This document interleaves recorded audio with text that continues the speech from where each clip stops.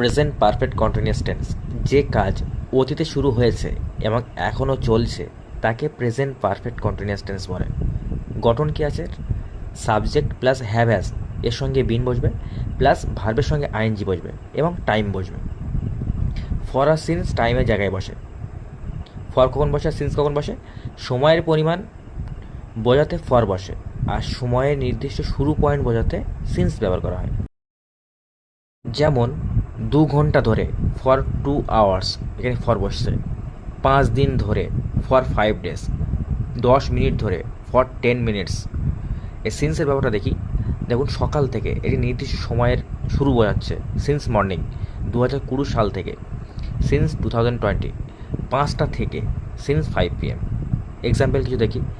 I have been reading for 2 hours, আমি 2 ঘন্টা ধরে বই পড়ছি। আর he has been working since morning,